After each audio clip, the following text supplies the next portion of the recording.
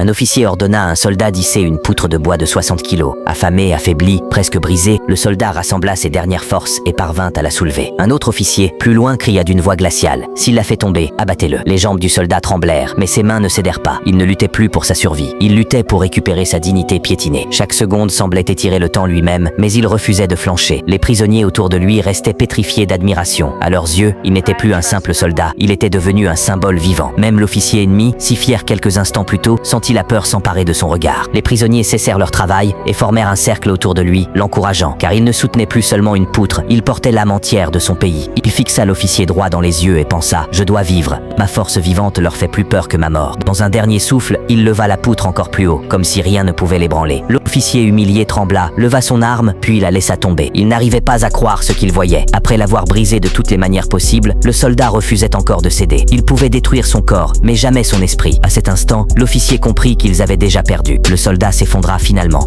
mais dans son cœur, il venait de remporter la plus grande des victoires. L'officier, incapable d'affronter la vérité, tomba à genoux et pleura. Quelques jours plus tard, l'ennemi capitula sans condition. Les prisonniers furent alignés et on leur annonça qu'ils seraient conduits au bain. Mais tous savaient que c'était leur marche finale. Soudain, le ciel gronda. Des avions surgissaient au-dessus d'eux. L'ordre d'exécution fut annulé et des vivres tombèrent du ciel comme une pluie d'espoir. Ils étaient sauvés. Blessé mais debout, le soldat monta lentement les escaliers menant à la chambre de l'officier ennemi. Il voulait voir ce que cet homme était devenu. Mais l'officier détourna les yeux et s'enfuit, submergé de honte. Enfin libre, le soldat rentra chez lui. Il s'agenouilla, embrassa le sol de sa terre et serra sa famille dans ses bras, laissant ses larmes couler pour la première fois.